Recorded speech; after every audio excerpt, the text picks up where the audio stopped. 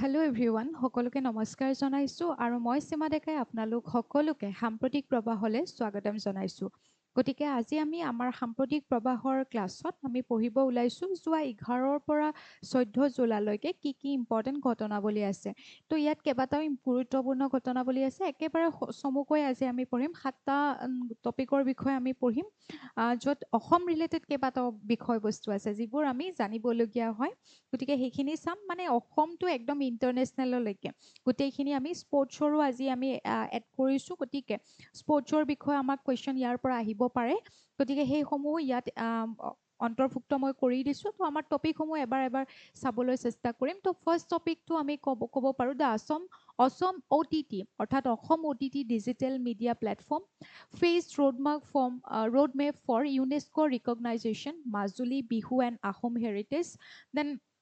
updated status of the voters in Assam's electoral rolls. Then PM Narendra Modi honored with the Maori Pohiri in New Zealand. Then India's historic first ever women's test win at Lord's. Then Zanik Sinner wins Wimbledon 2026 men's singles title. World Population Day 2026. তো আজিৰ আমাৰ ক্লাছৰ বিষয়বস্তু হৈছে এইখিনি। তো তাৰ আগতে মই ক'ব বিচাৰিছোঁ, যিহেতু আমাৰ ষ্টুডেণ্টসকলে যিসকলে জানেতো তেওঁলোকে গম পায়, যিসকলে নাজানে নতুনকৈ যিসকলে চাই আছে মই ক'ব বিচাৰিছোঁ, আমাৰ এই কাৰেণ্ট এফেয়াৰ্ছৰ যি PDF সেয়া আপোনালোকে আমাৰ মেজেষ্টিক একাডেমীৰ এপটো ডাউনলোড কৰিব আৰু সেই এপত আপোনালোকে গ'লে এনেকৈ কাৰেণ্ট এফেয়াৰ্ছ বুলি আপোনালোকে পাব আৰু এই কাৰেণ্ট এফেয়াৰ্ছত গ'লে তাত আপোনালোকে PDF বুলি ওপৰত দেখিব। তো সেই PDFত ক্লিক কৰিব, তাত গৈ পেলাই আপোনালোকে PDFসমূহ পাই যাব। গতিকে আগৰ ক্লাছৰ PDFসমূহ মই তাত আপলোড হৈ গৈছে। আগৰ ক্লাছৰ PDFসমূহ আপোনালোকে পাব। তো আজিৰটো অতি সোনকালে আপলোড হৈ যাব। তো এতিয়া আমি চাওঁ আমাৰ প্ৰথম টপিকটোৰ আগত আমি এটা কুৱেশ্যন পঢ়ি লওঁ। Which state backed initiative was recently announced in the Assam budget to globally showcase and monetize Assamese cinema, folk music and regional literature. তো আমাৰ কোৱা হৈছে অসম বাজেটত নতুনকৈ মানে এটা পদক্ষেপ লোৱাৰ কথা সিদ্ধান্ত কৰিছে, ঘোষণা কৰিছে। সেয়া হৈছে অসমীয়া চিনেমা, লোকসংগীত আৰু আঞ্চলিক সাহিত্যক বিশ্বজুৰি প্ৰদৰ্শন আৰু অৰ্থনৈতিকভাৱে যাতে লাভান্বিত হ'ব পাৰে তাৰ কাৰণে এটা ইনিচিয়েটিভ ল'ব বুলি ঘোষণা কৰিছে, অৰ্থাৎ এটা প্লেটফৰ্ম মুকলি কৰা হ'ব। আৰু সেইকেইটা আমি অপশ্যনলৈকে যদি চাওঁ কি দিছে, অসম দৰ্পণ, বুৰঞ্জী digital, Assam OTT, Pragjyotish media hub. যিহেতু আমি আমাৰ ক্লাছৰ বিষয়বস্তুসমূহ কি হ'ব সেইখিনি পঢ়োঁতে আমাৰ প্ৰথমটো আমি গমেই পালোঁ। তো অপশ্যনটো অসম OTT। তো এতিয়া অসম OTT কি হয়, কিহৰ বাবে মুকলি কৰা হৈছে, আমি সংক্ষেপে এইখিনিত বুজিছোঁ, কিন্তু একদম সবিশেষ আমি টপিকটো এতিয়া চাবলৈ চেষ্টা কৰিম যে ই কি হয়। তো আমাৰ যিহেতু অসমত আমাৰ লেজিছলেটিভ এছেম্বলিত বাজেট ছেশ্যন চলি আছে, বাজেট অধিৱেশন অনুষ্ঠিত হৈ আছে। গতিকে এই অধিৱেশনৰ মাজতে কি কৰা হৈছে, এটা ইনিচিয়েটিভ ঘোষণা কৰা হৈছে যে কি কৰা হ'ব অসমত, ঠিক আছে, অসমত এটা এনেকুৱা প্লেটফৰ্ম আহিব যিটোৰ নাম হ'ব ডিজিটেল প্লেটফৰ্ম অসম OTT। মই আপোনালোকে এটা এক্সাম্পল হিচাপত বুজাই দিওঁ। যেনেকৈ আমাৰ ডাঙৰ প্লেটফৰ্মবিলাক থাকে, যেনেকৈ নেটফ্লিক্স হওক বা আমাজন প্ৰাইম হওক, য'ত আমি আমাৰ মন পচন্দৰ গান বা আমি মন পচন্দৰ চিৰিজবোৰ আমি চাব পাৰোঁ, ৰাইট। কিন্তু এনেকুৱা ধৰণৰ প্লেটফৰ্মবিলাকত কেৱল যিবোৰ বহুলভাৱে প্ৰচলিত, যিবোৰ প্ৰচাৰ যিবোৰ কৰা হয় সেইবোৰ, আৰু ডাঙৰ বাজেট যোনবিলাকৰ লগত জড়িত হৈ থাকে তেনেকুৱাবিলাক ছবি বা তেনেকুৱা ধৰণৰ চিনেমাবিলাক বা চিৰিজবিলাকহে তাত প্ৰদৰ্শন কৰা হয় বা মানুহে উপভোগ কৰিব পাৰে। কিন্তু আমাৰ অসম চৰকাৰে এইটো চিন্তা কৰিছে যে আমাৰ অসমৰ যি থলুৱা লোক সংস্কৃতি নাইবা আমাৰ যিবোৰ চৰি কিবা যদি এক্সট্ৰা চাউণ্ড আহিব পাৰে আজি ক্লাছটোত। তো আমাৰ যিবোৰ লোক সংস্কৃতি হওক, আমাৰ সংগীতবিলাক হওক, নাইবা আমাৰ যিবোৰ বিভিন্ন ধৰণৰ জনগোষ্ঠীৰ যিবোৰ সংগীত থাকিব, নাইবা আমাৰ যিবোৰ চিনেমা হ'ব, ফিল্ম হ'ব, সেইসমূহ যাতে আমি এটা ডিজিটেল প্লেটফৰ্মৰ জৰিয়তে আমি সকলো মানুহক মানুহে উপভোগ কৰিব পাৰে, এপৰ জৰিয়তে মোবাইলত হওক বা কম্পিউটাৰত হওক বহি যাতে চাব পাৰে। আৰু লগতে এইটো যাতে বিশ্বজুৰি আমি প্ৰদৰ্শন কৰিব পাৰোঁ যে বিশ্বত যিকোনো চুকে কোণে বহি থাকোঁতে তাৰ পৰাই যাতে এইসমূহক চাব পাৰে। ফলত ইয়াত সকলোবিলাক কি হ'ব, লাভান্বিত হ'ব, অৰ্থনৈতিকভাৱে যথেষ্টখিনি লাভান্বিত হ'ব। কিয়নো আমি যদি চাওঁ, নৰ্মেল যেতিয়া আমাৰ অসমত চিনেমা এখন ৰিলিজ দিয়া হয় বা যেতিয়া এনেকুৱা তথ্যচিত্ৰ বা চলচ্চিত্ৰ যেতিয়া আহিব, সেইবোৰ যদি আমি চাওঁ কেনেকুৱা মাধ্যমেৰে দিয়া হয়, যে প্ৰযোজকবিলাকে কি কৰিব লাগে, ডিষ্ট্ৰিবিউটৰবিলাকৰ লগত চিনেমা হলৰ তেনেকৈ কথা পাতিব লাগে তাৰপিছতহে দৰ্শকে সেইসমূহ চাব পায় এটা দীঘলীয়া প্ৰচেছ বা ইয়াত সেই মাজত থাকি যায় কাৰণে এটা যেনেকৈ ডিষ্ট্ৰিবিউটৰ চিনেমা হল এনেকৈ মাজত থাকি যায় গতিকে তেখেতসকলে ক'ব বিচাৰিছে এই ক্ষেত্ৰত আমাৰ যিসকল শিল্পী বা এনেকুৱাভাৱে এইটো কি হৈ যায় অকণমান অৰ্থনৈতিকভাৱে কি হয় সিমান বেছি লাভান্বিত নহয় তো অধিক লাভান্বিত হ'বৰ কাৰণে বিশ্বত যিকোনো চুকে কোণে মানুহে চাব পৰাকৈ আৰু লগতে আমাৰ অসমীয়া তথ্যচিত্ৰ চলচ্চিত্ৰ হওক চিনেমা হওক নাইবা আমাৰ অসমৰ যি লোকসংগীত যিয়ে আমাৰ আছে সেই গোটেইখিনিক আমি যাতে থলুৱাই গোটেই সংগীত বা সকলোখিনিক যাতে সংৰক্ষিত কৰিব পাৰি এটা প্লেটফৰ্মতে এটা ডিজিটেল প্লেটফৰ্মতে গতিকে সেই ইনিচিয়েটিভটো লোৱা হৈছে এইটো এটা খুবেই ডাঙৰ আৰু সুন্দৰ পদক্ষেপ বুলি আমি ক'ব পাৰোঁ গতিকে এই কুৱেশ্যনটো আপোনালোকক সুধিব পাৰে OTT অসমত প্ৰথমবাৰৰ বাবে এনেকুৱা ধৰণৰ এটা প্লেটফৰ্ম উলিওৱা হৈছে তো আছামছ অ'ন OTT যোনটো ৰিচেণ্টলি মানে ঘোষণা কৰিছে যে এইটো অনা হ'ব বুলি তো আপোনালোকে মনত ৰাখিব নামাকৰণ কৰা হৈছে অসম OTT বুলি this dedicated platform will serve as a centralised digital ecosystem to stream preserve and monetize Assamese cinema folk music documentaries and regional literature providing global reach to local film makers and artist তো সকলোখিনি ব্যক্তিৰে ইয়াত কি হ'ব এটা স্বীকৃতিও লাভ কৰিব বিশ্বজুৰি এটা স্বীকৃতি লাভ কৰিব পাৰিব আৰু লগতে এইখিনি বস্তুক আমাৰ কি কৰা হ'ব সংৰক্ষিত কৰিবৰ কাৰণে এটা খুব বিশেষ এটা ভাল পদক্ষেপ বা এটা ভাল আমি এটা প্লেটফৰ্ম বুলি এইটোক ক'ব পাৰোঁ গতিকে এইটো আগন্তুক সময়ত আনিব বুলি কি কৰা হৈছে এই ছেশ্যন বাজেট ছেশ্যনতে ঘোষণা কৰা হৈছে তো আপোনালোকক সুধিব পাৰে অসম OTT কিহৰ লগত জড়িত হ'ব পাৰে সেইটো ধৰণৰ কুৱেশ্যন আপোনালোকক সুধিব পাৰে তো এনেকুৱা ধৰণৰ প্লেটফৰ্ম আমি যদি ষ্টেট ৱাইজ যদি চাওঁ তেতিয়াহ'লে ফাৰ্ষ্ট ইণ্ডিয়ান ষ্টেট যদি আপোনালোকক সোধে তেতিয়াহ'লে কি হ'ব কেৰালা মানে আমি যদি চাওঁ আগৰ এনেকুৱা মডেলবিলাক বিজনেছ টু বিজনেছ মডেল বুলি আমি ক'ব পাৰোঁ যিবোৰ চিনেমা এনেকৈ চিনেমা হলৰ ডিষ্ট্ৰিবিউটৰৰ লগত কথা পতা এইবোৰ বিজনেছ টু বিজনেছ মডেল তো এতিয়া কি হ'ব ডাইৰেক্ট টু কনজিউমাৰ মডেল হৈ যাব আমি ডাইৰেক্ট আমি মোবাইল বা লেপটপ বা এনেকুৱাতে আমি কি কৰিব পাৰিম উপভোগ কৰিব পাৰিম তো এতিয়া যদি আমি চাওঁ এই কেৰালাৰ যিহেতু মই ক'লোঁ কেৰালাই প্ৰথম এনেকুৱা OTT প্লেটফৰ্ম মুকলি কৰিছিলে যিটোৰ নাম দিছিলে চি স্পেচ বুলি ঠিক আছে চি স্পেচ যিবোৰ মালায়ালম চিনেমা হওক এনেকুৱাবিলাক তাত সংৰক্ষিত কৰা হৈছিলে আৰু টেষ্ট কৰা হৈছিলে আৰু যথেষ্টখিনি ইয়াৰ দ্বাৰা ফলপ্ৰসূ হৈছিলে ঠিক আছে তো প্ৰথমখন কেৰালা আৰু তেনেকুৱা যদি আমি নৰ্থ ইষ্টৰ আৰু যদি চাওঁ মেঘালয়তো তেনেকুৱা মেঘালয়া হেল্ল' মেঘালয়া বুলি প্লেটফৰ্ম মুকলি কৰা হৈছিলে তাৰ যিবোৰ কালচাৰ তাৰ যিবোৰ ৰিজনেল কালচাৰে গোটেইখিনি বস্তু তাত সংৰক্ষিত কৰা এনেকুৱা এটা প্লেটফৰ্ম মেঘালয়াতো আছে গতিকে কেতিয়াবা এনেকুৱা ধৰণৰ কুৱেশ্যন সুধিব পাৰে কিন্তু ষ্টেট ৱাইজ যদি আমি প্ৰথমখন ষ্টেট চাওঁ তেতিয়াহ'লে শুদ্ধ উত্তৰ হ'ব কেৰালা তো অসমতো আমাৰ কি কৰা হৈছে এই সিদ্ধান্তটো লোৱা হৈছে ঘোষণা কৰা হৈছে নেক্সট টপিকটো যদি আমি চাওঁ সেইটো হৈছে as per the newly unveiled cultural roadmap by the government of Assam which historical Assamese manuscript is planned to be proposed for the UNESCO memory of the world register by the year 2027 তো আপোনালোকে যদি চায় আমাৰ ইউনেস্কোই যিবোৰ heritage চাইট ঘোষণা কৰে বা এনেকুৱা মেনুস্ক্ৰিপ্টটো কি কৰা হয় ঘোষণা কৰা হয় ইউনেস্কোৰ সেইটো মেমৰি অফ দি ৱৰ্ল্ড ৰেজিষ্টাৰত সেইটো অন্তৰ্ভুক্ত কৰা হয় গতিকে এইবাৰ আমাৰ বাজেটত এইটো সিদ্ধান্ত লোৱা হৈছে পৰিকল্পনা লোৱা হৈছে তেনেকুৱা আমাৰ কেইটামান কালচাৰেল চাইটৰ লগতে ইনটেনজিবল চাইটৰ লগতে এই মেমৰি অফ দি ৱৰ্ল্ড ৰেজিষ্টাৰত ইউনেস্কোৰ তাতো আমাৰ পাণ্ডুলিপি অন্তৰ্ভুক্ত কৰিব বুলি কোৱা হৈছে মই সবিশেষ এইটো বুজাই দিম কি হয় কিন্তু এই UNESCO memory of the world ৰেজিষ্টাৰত কোনটোক ইয়াতে 2027 চনৰ ভিতৰত ৰেজিষ্টাৰ কৰাৰ বা ইয়াক দিয়াৰ বাবে আবেদন কৰিব বুলি কোৱা হৈছে দুটা কৈছে এটা 2027 চনৰ ভিতৰত আৰু এটা 2029 চনৰ ভিতৰত তো 2027 চন বুলি দিছে যিহেতু ইয়াতে কোনটো শুদ্ধ উত্তৰ হ'ব আচলতে 2027ৰটো ইয়াত লিখা আছে 2029ৰটোও লিখা আছে 2027ৰটো হৈছে হস্তিৰ বিদ্যানবা আৰু 2029ত এইটো কৰিব তো আমি যোনটো কাঠি বান চেং বুলি আমি ক'ম এইটোৰ বিষয়ে মই অকণমান পঢ়াই দিম কি হয় এণ্ড হস্তিৰ বিদ্যানব মই অলৰেডি আপোনালোকক আছাম হিষ্ট্ৰীত বহুত কেইবাৰ বুজাইছোঁ কি হয় এখন তো আমি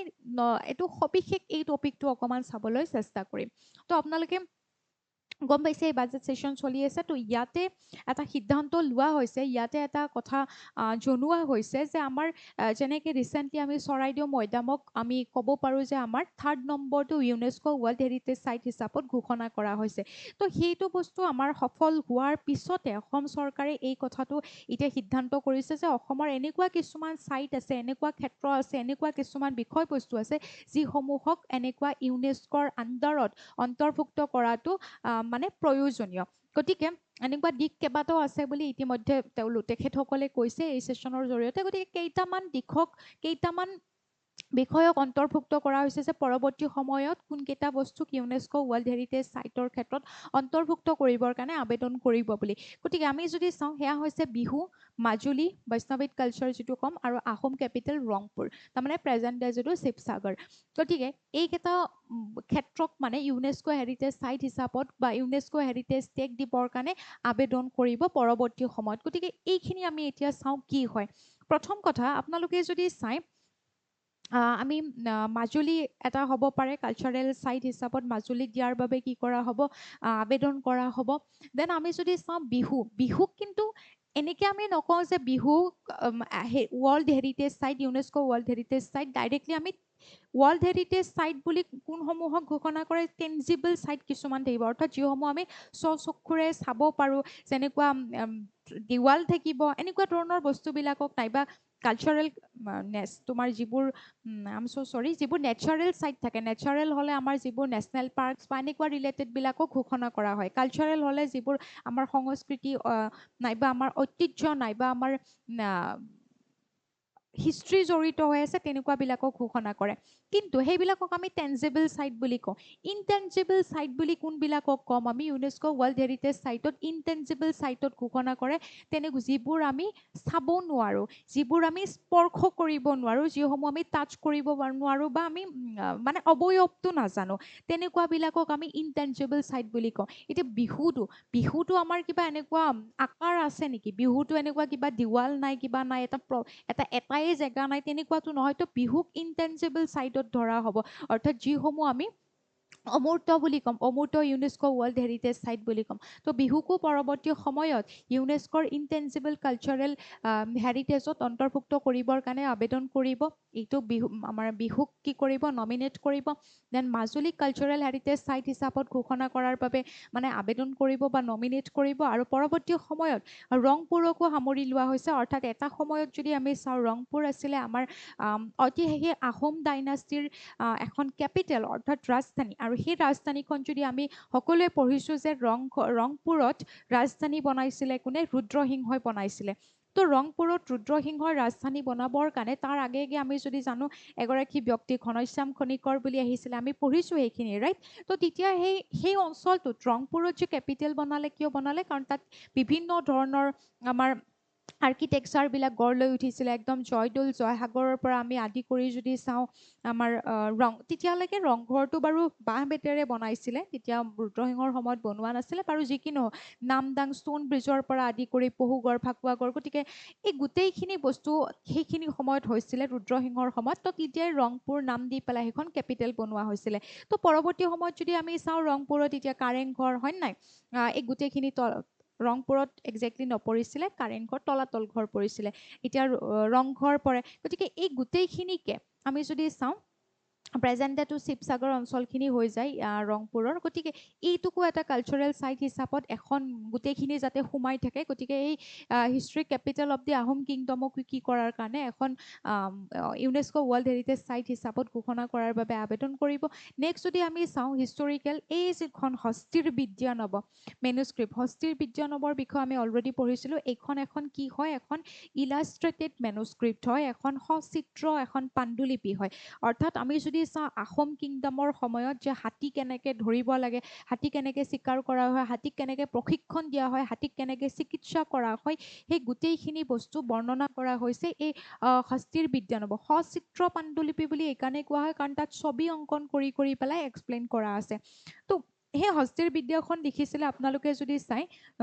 ইয়াৰ পৰা কুৱেশ্যন আহিব পাৰে সেইকাৰণে মনত ৰাখি থ'ব সুকুমাৰ বৰগাইট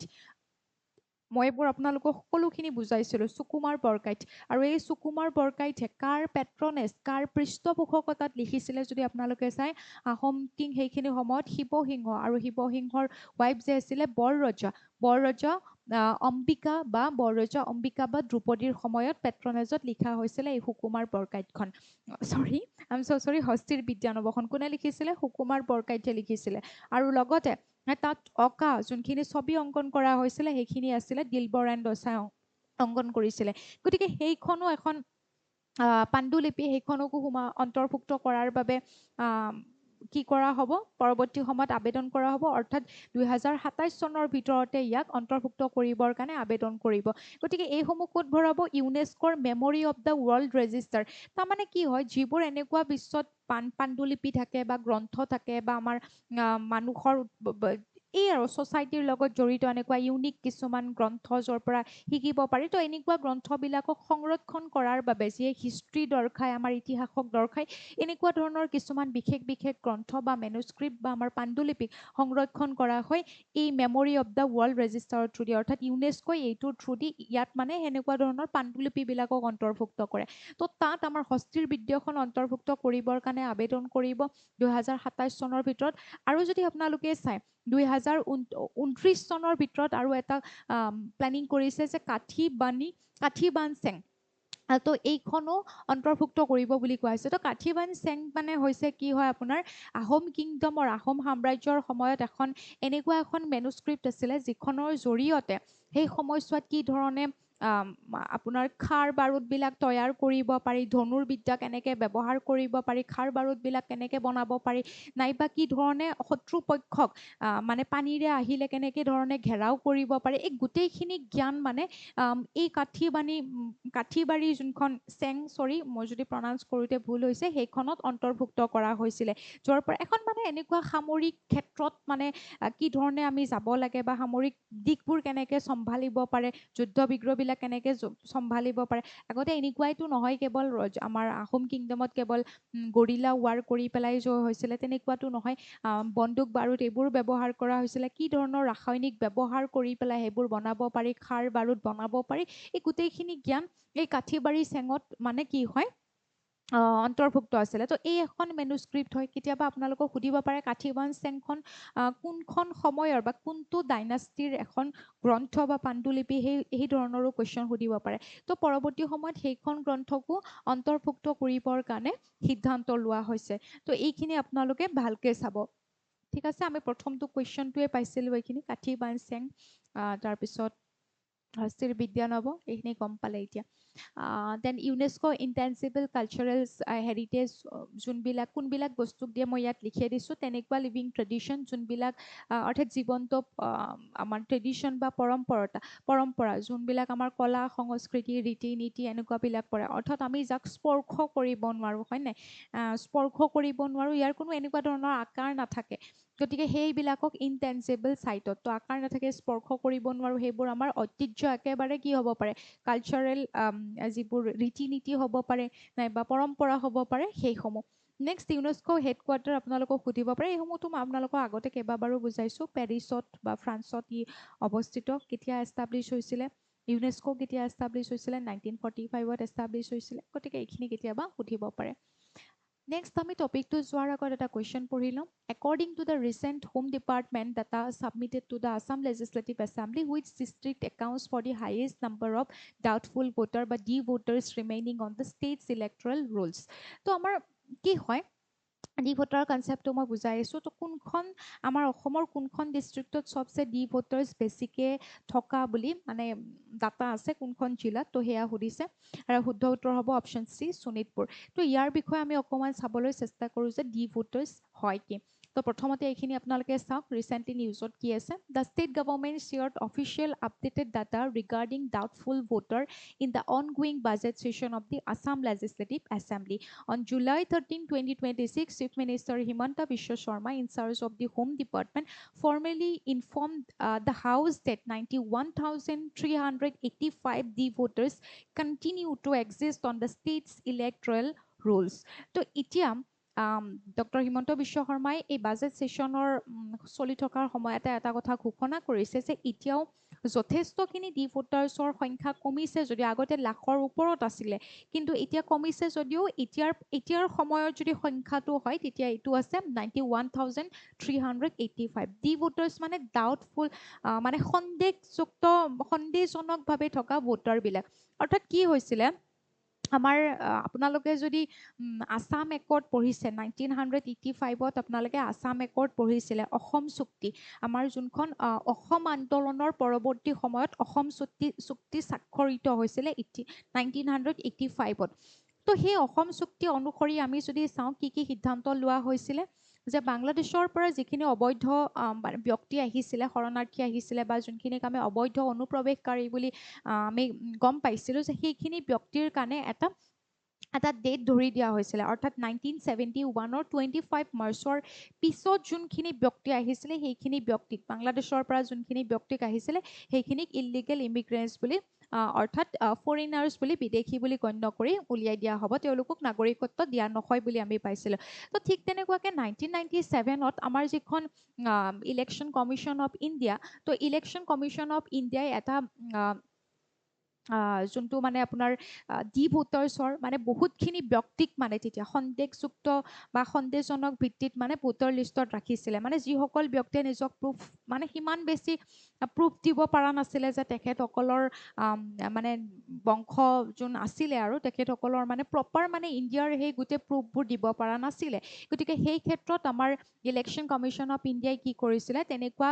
মানে ব্যক্তিক 1997ত কি কৰিছিলে, ডি ভোটাৰ্ছ হিচাপত চিহ্নিত কৰিছিলে। অৰ্থাৎ এই ডি ভোটাৰ্ছ হিচাপত যোনখিনি ব্যক্তিক চিহ্নিত কৰা হৈছিলে তেখেতসকল মানে সন্দেহজনক ভোটাৰ হয়, তো তেখেতসকলক কেনেকুৱা হ'ব, পিছত ট্ৰাইব্যুনেলছৰ থ্ৰু দি চিনাক্ত কৰি পেলাই তেখেতসকলক নাগৰিকত্ব কাটা হ'ব, যদিহে তেখেতসকলে প্ৰপাৰ নিজকে আইডেণ্টিফাই কৰিব নোৱাৰে। তো ইলেকশ্যন কমিশ্যন অফ ইণ্ডিয়া তেনেকুৱা মানুহবিলাকক ডি ভোটাৰ্ছ হিচাপত চিনাক্ত কৰিছে। তো পৰৱৰ্তী সময়ত সেইসমূহ ব্যক্তিক আমাৰ ফৰেইনাৰ এক্টৰ থ্ৰু দি যিবোৰ আমাৰ ট্ৰাইব্যুনেলবিলাক গঠিত হয়, সেই ট্ৰাইব্যুনেল থ্ৰু দি কি কৰা হ'ব, তেখেতসকলক মানে তেখেতসকলে নিজক আইডেণ্টিফাই কৰিব লাগিব, তেখেতসকলে নিজৰ পৰিচয় দিব লাগিব, যাক মানে ডি ভোটাৰ্ছ হিচাপত চিনাক্ত কৰিছিলে তেখেতসকলে নিজে নিজে আহি নিজৰ আইডি প্ৰুফ দেখুৱাই পেলাই নিজৰ গোটেই বস্তুখিনি দি যদি তেওঁলোকে প্ৰমাণ কৰিব পাৰিছে, তেতিয়াহ'লে তেওঁলোকক ডি ভোটাৰ লিষ্টৰ পৰা তেওঁলোকে ভোটিং ৰাইটছ পাই যাব, অৰ্থাৎ আণ্ডাৰ আৰ্টিকল 326 তেওঁলোকে ভোট দিব পাৰিব বা প্ৰপাৰ ইণ্ডিয়াৰ চিটিজেন হ'ব পাৰিব। কিন্তু যদি তেওঁলোকে নিজকে প্ৰমাণিত কৰিব পৰা নাই, যদি তেওঁলোকে প্ৰপাৰ তেনেকুৱা প্ৰমাণ পত্ৰ দিব পৰা নাই, তেতিয়াহ'লে তেনেকুৱা ডি ভোটাৰক কি কৰা হ'ব, আমাৰ 326 আৰ্টিকলত যিটো ভোট দিয়াৰ অধিকাৰ পোৱা হৈছিলে সেইটোৰ পৰা আঁতৰাই দিয়া হ'ব, অৰ্থাৎ চিটিজেনশ্বিপ কাটা হ'ব। গতিকে তেনেকৈ 1997তে ডি ভোটাৰ্ছবিলাকক অন্তৰ্ভুক্ত কৰা হৈছিলে আৰু পৰৱৰ্তী সময়ত তেনেকুৱা ফৰেইনাৰ ট্ৰাইব্যুনেলছ গঠন কৰি, অৰ্থাৎ ট্ৰাইব্যুনেল বুলি সেইবোৰ আমাৰ কোৰ্টৰ আণ্ডাৰত, মানে যিবোৰ আমাৰ কোৰ্টত কিবোৰ কেছ যায়, যেনেকৈ আমাৰ ধৰি লওক আমি যদি চাওঁ আমাৰ ফৌজদাৰী গোচৰবিলাক বা চিভিল কেছবিলাক বা ক্ৰিমিনেল কেছবিলাক আমাৰ যেতিয়া যায়, তেতিয়া আমি যদি কোনোবাক যদি ধৰি লওক পুলিচে এৰেষ্ট কৰি নিছে, দেন কোৰ্টত ট্ৰায়েল প্ৰচেছ হ'ব, তো তেওঁলোকে প্ৰুফ কৰিব লাগে যে সেইগৰাকী ব্যক্তি ভুল নে মানে নহয়। তো ফৰেইনাৰ এক্ট অনুসৰি কি হয়,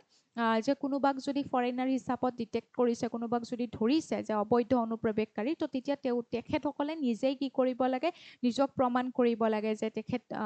কেনেকুৱা হয়, প্ৰকৃততে ইণ্ডিয়ান হয় নে নহয়, তো নিজক প্ৰমাণ কৰিব লাগে। তো ট্ৰাইব্যুনেলবিলাক গঠিত কৰা হ'ব, ইয়াত কোনো ধৰণৰ তেনেকুৱা প্ৰপাৰ কোৰ্টত নাযায় এইবোৰ কেছ, ট্ৰাইব্যুনেল যিবোৰ আমাৰ কোৱাছে অৰ্ধ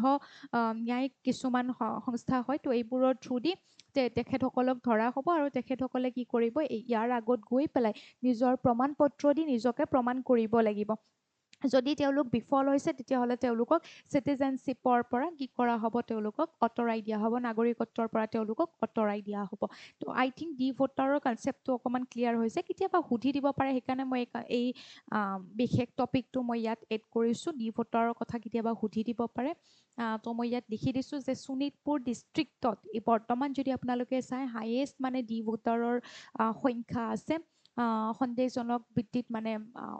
ভোটাৰৰ সংখ্যা আছে 13,719। দেন বৰপেটা, ওদালগুৰি, নগাঁও তেনেকুৱাকৈ এইকেইখন ডিষ্ট্ৰিক্টত হাইয়েষ্ট আছে।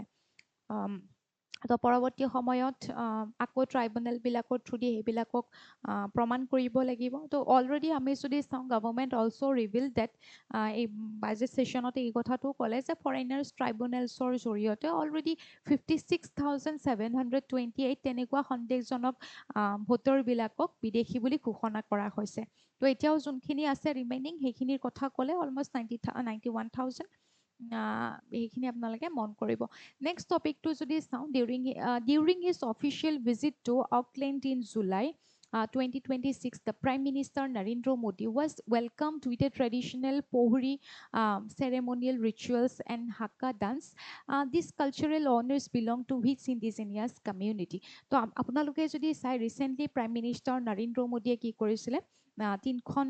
কাউণ্ট্ৰি ভিজিটৰ টুৰ কৰিছিলে যদি আমি চাওঁ একেলগে সেইকেইখন আছিলে ইণ্ডোনেছিয়া অষ্ট্ৰেলিয়া আৰু নিউজিলেণ্ড আমি ইতিমধ্যে ইণ্ডোনেছিয়া এণ্ড অষ্ট্ৰেলিয়াৰ লগত কিবোৰ হৈছিলে কেনেকুৱা চুক্তি বা কিহৰ কাৰণে ভিজিট কৰিছিলে এই সবিশেষ আমি আগৰ ক্লাছ দুটাত চাইছোঁ তো ৰিচেণ্টলি যিহেতু নিউজিলেণ্ড ভ্ৰমণ কৰিছিলে গতিকে নিউজিলেণ্ডৰ লগত জড়িত এই কুৱেশ্যনটো আপোনালোকৰ সুধিব পাৰে ইম্পৰ্টেণ্ট হয় নিউজিলেণ্ডৰ যিটো হাইয়েষ্ট মানে তেওঁলোকে সন্মান দিয়ে কোনোবা অতিথিক বা তেওঁলোকৰ যিটো হাইয়েষ্ট সন্মান হিচাপত ধৰা হয় তেওঁলোকৰ পৰম্পৰাগত হাক্কা নৃত্য বা তেওঁলোকৰ যি পৰম্পৰাগত ৰীতি নীতি পহিৰি বুলি কোৱা হয় সেই ৰীতি নীতি আৰু হাক্কা নৃত্যৰে নৰেন্দ্ৰ মোদী ডাঙৰীয়াক কি কৰিছিলে ৱেলকাম কৰিছিলে আপোনালোকে হয়তো ভিডিঅ'ৰ জৰিয়তে সেইসমূহ দেখিছে বিভিন্ন ভিডিঅ'ত ছ'চিয়েল মিডিয়াত আপোনালোকে সেই ভিডিঅ'সমূহ আপোনালোকে দেখিব পাইছে কি ধৰণে তেওঁলোকে সন্মান জনাইছিলে ৱেলকাম কৰিছিলে গতিকে এইটো কোনটো সম্প্ৰদায়ৰ অন্তৰ্গত তেওঁলোকৰ চব একদম থলুৱা সম্প্ৰদায় যোনটো সেইটো হৈছে অপশ্যন বি মাউৰী তো আপোনালোকক সুধিব পাৰে মাউৰী সম্প্ৰদায় কোনখন কাণ্ট্ৰিত থলুৱা মানে জনগোষ্ঠী হয় এনেকৈ ধৰণেও কুৱেশ্যন সুধিব পাৰে বা হাক্কা নৃত্যটো তলৰ কোনখন কাণ্ট্ৰিৰ লগত জড়িত সেই ধৰণেও কুৱেশ্যন সুধিব পাৰে বা নৰেন্দ্ৰ মোদীক তলৰ কোনখন কাণ্ট্ৰিত মানে এনেকুৱাকৈ তেওঁলোকৰ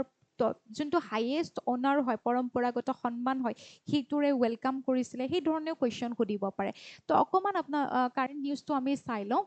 তো prime minister Narendra Modi visited New Zealand and achieving a significant diplomatic milestone this bilateral visit to Auckland মন কৰিব নিউজিলেণ্ডৰ একদম লাৰ্জেষ্ট চিটি হয় Auckland not capital the largest city হয় অকলেণ্ড আৰু অকলেণ্ডত নৰেন্দ্ৰ মোদীয়ে যে এইবাৰ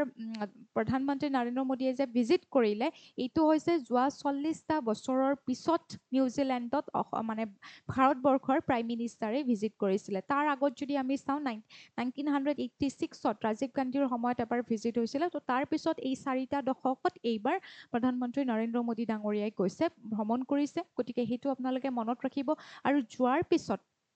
আমি যদি চাওঁ তেখেতক কি ধৰণে ৱেলকাম কৰিছিলে এই বস্তুটো আপোনালোকক সুধিব পাৰে ট্ৰেডিশ্যনেলি যোনটো মাউৰী পৌহিৰী মাউৰী সম্প্ৰদায়ৰ ব্যক্তি হয় তেখেতসকলে এই পৌহিৰী ৰীতি নীতিৰে ঠিক আছে পৌহিৰী ৰীতি নীতিৰে তেখেতসকলে কি কৰিছিলে নৰেন্দ্ৰ মোদী ডাঙৰীয়াক ৱেলকাম কৰিছিলে লগতে হাক্কা ডান্সৰ লগত একদম পাৱাৰফুল নৃত্য হয় মুখেৰে চাউণ্ড কৰি পেলাই আপোনালোকে দেখিব আপোনালোকে এবাৰ চাবচোন হাক্কা ডান্স কি হয় তো সেই ধৰণে ৱেলকাম কৰিছিলে যে এইটোৱে বুজায় যে আপোনালোক কেৱল অতিথি নহয় এতিয়া এটা পৰিয়ালৰে অন্তৰ্গত এনেকুৱা ধৰণে মানে সন্মান দিয়া হয় গতিকে এই সন্মানেৰে তেখেতক ৱেলকাম কৰিছিলে আই হোপ এইখিনি আপোনালোকে বুজি পাইছে তো ইয়াতে মাউৰী সম্প্ৰদায় ক'ৰ লগত জড়িত এইটো খিলঞ্জীয়া একেবাৰে যোনটো মাউৰী মই জনগোষ্ঠীৰ কথা কৈছোঁ এইটো আপোনালোকে মনত ৰাখিব ভিডিঅ'ৰ ক্লিপটো দেখিছিলে তো তথাপিও পিকচাৰ এটা মই ইয়াত লগাই দিছোঁ আপোনালোকে চাব পাৰিব তো India and New Zealand officially elevated দিয়াৰ টাইজ টু এ ষ্ট্ৰেটেজিক পাৰ্টনাৰশ্বিপ আমিতো এনেই বিজনেছ পাৰ্টনাৰ বুলি ক'লে আমি নৰ্মেলি অকল বিজনেছৰ ক্ষেত্ৰত বিজনেছৰ ক্ষেত্ৰত আমি ক'ব পাৰোঁ যেনেকৈ চাইনা ইণ্ডিয়াৰ লাৰ্জেষ্ট বিজনেছ পাৰ্টনাৰ হ'ব পাৰে ট্ৰেডিং পাৰ্টনাৰ হ'ব পাৰে তো ষ্ট্ৰেটেজিক পাৰ্টনাৰশ্বিপ কি হয় এয়া হৈছে আমাৰ কৌশলগত অংশীদাৰত্ব হৈছে যেনেকৈ আমি প্ৰযুক্তিৰ ক্ষেত্ৰত ডিফেন্সৰ ক্ষেত্ৰত নাইবা আমাৰ বাণিজ্যৰ ক্ষেত্ৰত এই সকলোবোৰ ক্ষেত্ৰত যেতিয়া আমি ইখনে সিখন কাণ্ট্ৰিৰ লগত সহযোগিতা কৰোঁ সহায় সহযোগিতা কৰোঁ সেইটোকে কোৱা হয় ষ্ট্ৰেটেজিক পাৰ্টনাৰশ্বিপ তো আগত বিজনেছ আছিলে এনেকুৱা সম্পৰ্ক আছিলে তো এইবাৰ নিউজিলেণ্ডৰ লগত এই ষ্ট্ৰেটেজিক পাৰ্টনাৰশ্বিপো মানে গঠন হৈছে যাতে সামুদ্ৰিক ক্ষেত্ৰত আমাৰ ইণ্ডো পেচিফিক অচিয়ানৰ ক্ষেত্ৰত আমি যিবোৰ আমাৰ কৌশলগত বা আমাৰ যিবোৰ বাণিজ্যিক যিবোৰ সম্পৰ্ক সেইটোক আৰু অধিক সুদৃঢ় কৰা তো ইখন দেশৰ সিখন দেশক ডিফেন্স হওক প্ৰযুক্তিগত টেকন'লজি তাৰপিছত সামৰিক বাহিনী মই ক'লোঁ অলৰেডি বাণিজ্য এই সকলোবিলাকৰ মাজত যাতে দুইখন কাণ্ট্ৰিৰ মাজত সম্পৰ্ক আৰু বেছি সুদৃঢ় হয় তো সেই ষ্ট্ৰেটেজিক পাৰ্টনাৰশ্বিপ এইবাৰ মানে আৰম্ভ কৰিছে গতিকে দুইখন নেশ্যনে এটা বস্তু কৈছে যে দুইখন নেশ্যনৰ মাজত 2023 চনৰ 2030 চনলৈকে কিমানখিনি নিউজিলেণ্ডৰ ডলাৰ মানে হিচাপত ধৰিছে 7 বিলিয়ন ঠিক আছে আমি যদি ইণ্ডিয়াৰ ভাৰতৰ যদি চাওঁ ৰূপী হিচাপত 35,000 কৰোৰৰ কি হ'ব দুইখন কাণ্ট্ৰিৰ মাজত লেনদেন হ'ব অৰ্থাৎ সম্পৰ্ক হ'ব বস্তু কিনা বেচা হওক বা এই গোটেইখিনি ক্ষেত্ৰত তো 2030 চনত এইটো বাৰু ইমান নুসুধে আপোনালোকক সুধিব পাৰে এই আমাৰ যিটো তেখেতসকলৰ ট্ৰেডিশ্যনেল যোনখিনি আছিলে সেইটোৰ ওপৰত আপোনালোকক কুৱেশ্যন সুধিব পাৰে তো মই ষ্টেটিষ্টিকেট অকণমান দিছোঁ কেপিটেল হৈছে ৱেলিংটন তো আপোনালোকক মই ক'লোৱে যে চিটি অকলেণ্ডখন হৈছে নিউজিলেণ্ডৰ চিটি ভুল নকৰিব কেতিয়াও কেপিটেল সুধিলে অকলেণ্ড নিদিব এইখন হৈছে লাৰ্জেষ্ট চিটি বুলি ক'ব পাৰি নিউজিলেণ্ডৰ বাট ৱেলিংটন হৈছে নিউজিলেণ্ডৰ কেপিটেল কাৰেঞ্চি হৈছে dollar and current prime minister হৈছে ক্ৰিষ্টফাৰ লাকছন দেন নেশ্যনেল বাৰ্ড হৈছে কিৱি এতিয়া আপোনালোকক মই কিৱি ৱৰ্ডটোৰে যিসকলে স্পৰ্টছ চাই খুব ভাল পায় গতিকে মই কিৱি শব্দটো দেখাৰ লগে লগে আপোনালোকৰ কি মনত পৰিছে কমেণ্ট কৰি জনাবচোন তেওঁলোকৰ নেশ্যনেল বাৰ্ড হৈছে কিৱি গতিকে এইখিনি কিৱিৰ জৰিয়তে আপোনালোকৰ যদি মনত কিবা তেনেকুৱা স্পৰ্টছ ৰিলেটেড কথা আহিছে কমেণ্ট কৰি জনাবলৈ নাপাহৰিব then it was the first self governing country in the world to grant women the right to vote in parliamentary election তো আমি যদি চাওঁ আমাৰ সংসদীয় নিৰ্বাচনত আমাৰ গণতান্ত্ৰিক দেশত যদি আপোনালোকে চাই যিবোৰ নিৰ্বাচন অৰ্থাৎ দেশ চৰকাৰ গঠনৰ যি নিৰ্বাচন অনুষ্ঠিত হয় ইলেকশ্যন হয় তাত মহিলাৰ আমি যদি চাওঁ বিশ্বজুৰি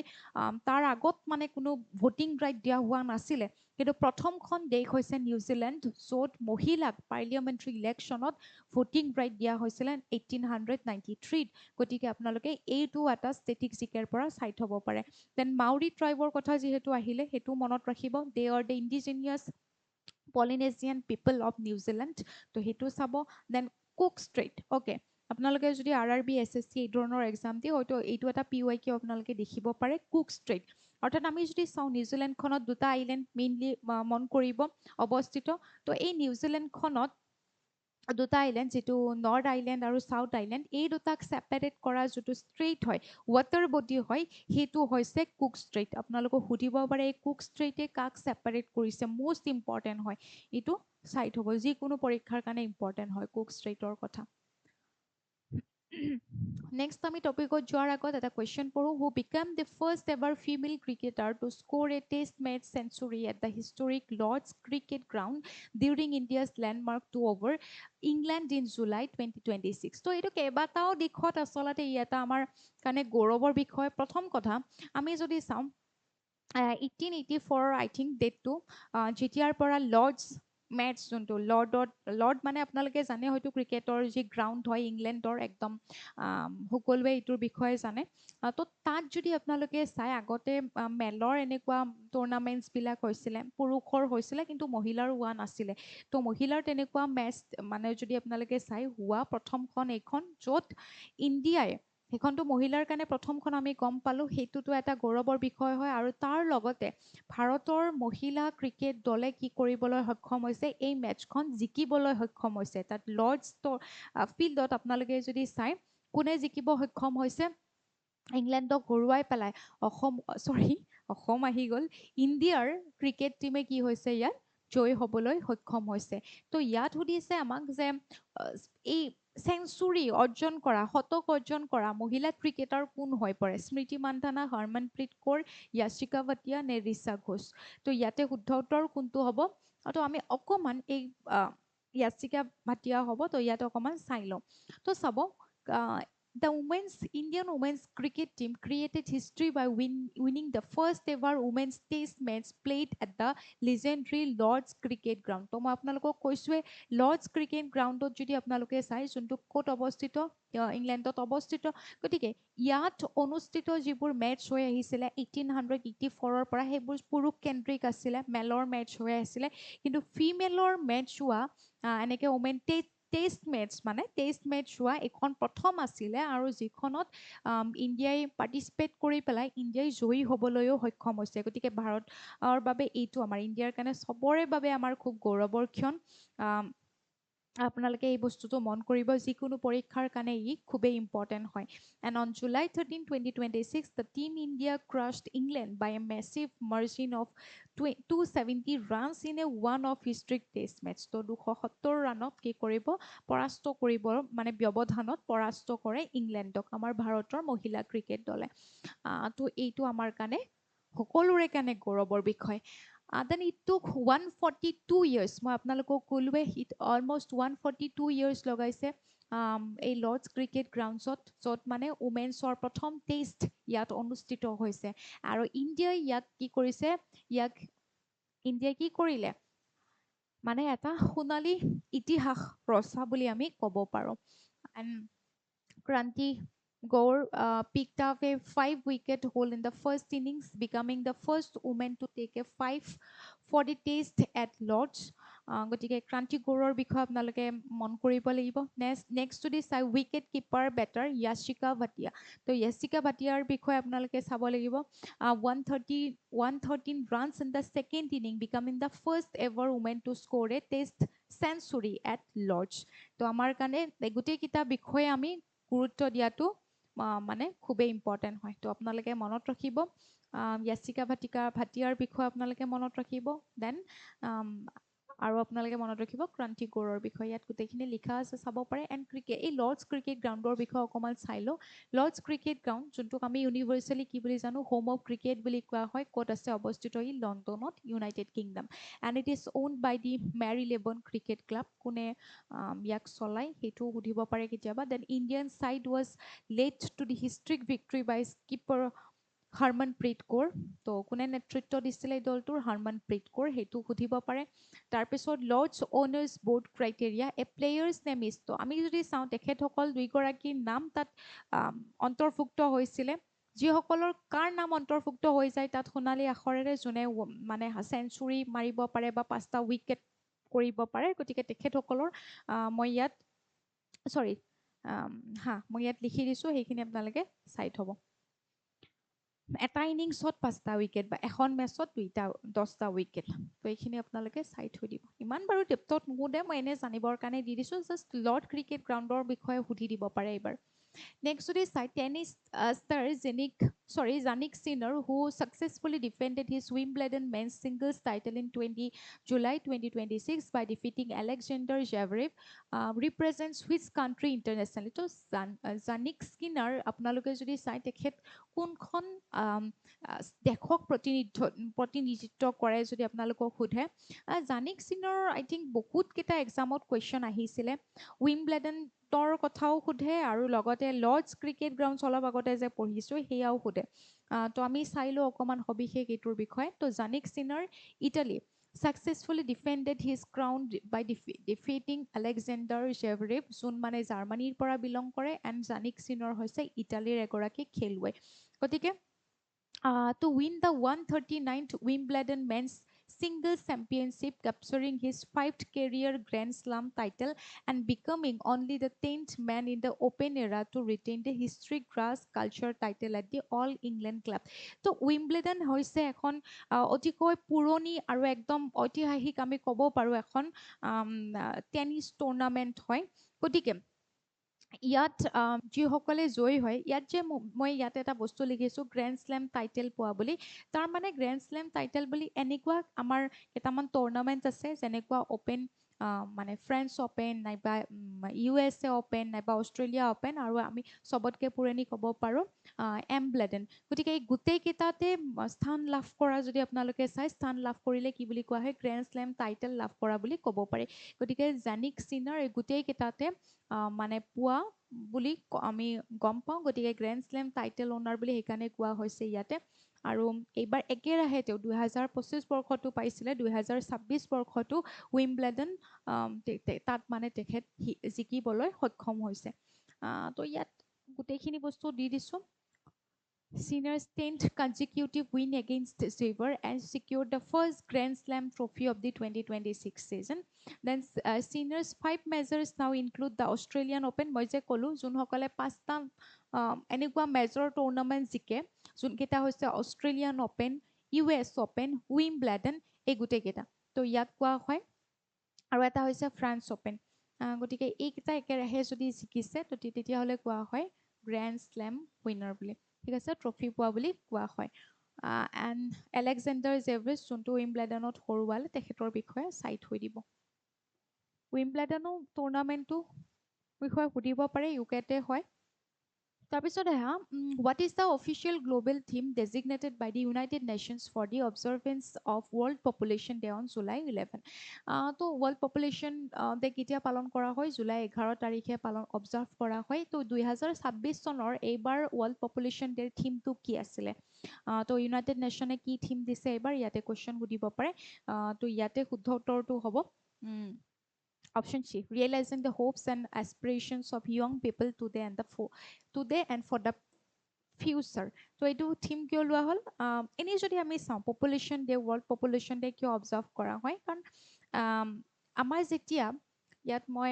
আই থিংক লিখি দিছোঁ গোটেইখিনি বস্তু নিদিলোঁ নেকি দিলোঁ চাগে পাহৰি গ'লোঁ যি কি নহওক আমাৰ আমি যদি চাওঁ ইউনাইটেড নেশ্যনে কিয় ঘোষণা কৰিছিলে 1989 yes 1989 যেতিয়া আমাৰ ৱৰ্ল্ডৰ পপুলেশ্যন 5 বিলিয়নৰ ক্ৰছ কৰিছিলে তো তেতিয়াই এইটো এটা সচেতনতা হিচাপতো আনিবৰ কাৰণে জনসাধাৰণৰ মাজত সচেতনতা আনিবৰ কাৰণেও এইটো ঘোষণা কৰা হৈছিলে 5 বিলিয়ন ক্ৰছ কৰাৰ লগে লগে এইটো এটা চিন্তা আহিছিলে যে আমাৰ জনসংখ্যা দ্ৰুতগতিত বাঢ়িছে কিন্তু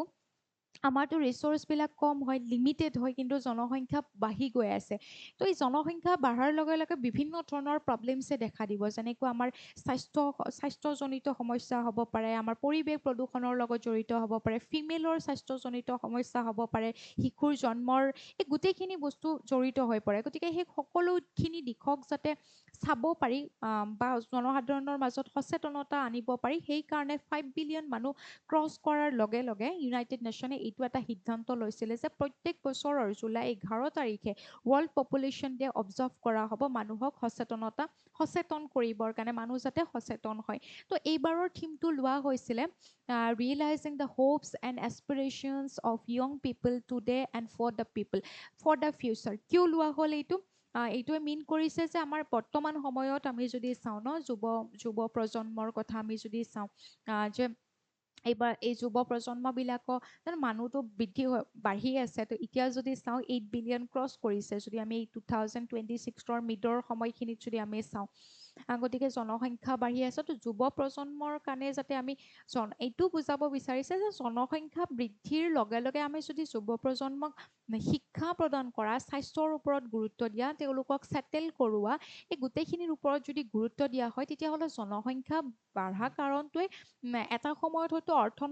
অৰ্থনৈতিক চালিকা শক্তি হ'ব পাৰে মূল চালিকা শক্তি হ'ব পাৰে গতিকে সেই ক্ষেত্ৰত গুৰুত্ব দিয়া উচিত বুলি কোৱা হৈছিলে এইবাৰ ঠিক আছে তো ৱৰ্ল্ড পপুলেশ্যন ডে কেতিয়া পালন কৰা হয় সেইটো আপোনালোকে মনত ৰাখিব ইয়াৰ পৰা কুৱেশ্যন আহিব পাৰে ইয়াত মই গোটেইখিনি লিখিছোৱে ৱৰ্ল্ড পপুলেশ্যন ডে ইউনাইটেড নেশ্যনৰ যিটো ইউনাইটেড নেশ্যন ডেভেলপমেণ্ট প্ৰগ্ৰেমে লঞ্চ কৰিছিলে 1989 মানে ইউনাইটেড নেশ্যনৰ যিটো প্ৰিন্সিপাল এজেঞ্চি হয় UNDP-য়ে লঞ্চ কৰিছিলে 1989 তো প্ৰথমবাৰৰ বাবে 1990 ইয়াক পালন কৰা হৈছিলে সেইটো মনত ৰাখিব তো এই বস্তুখিনি আপোনালোকে চাব তো primary UN agency managing global demographic statistics is the United Nations population fund headquarter ক'ত আছে নিউয়ৰ্ক USA-ত আছে তো এইখিনি বিষয় আপোনালোকে চাই থৈ দিব তো এইখিনিয়ে আছিলে আজিৰ বিষয়বস্তু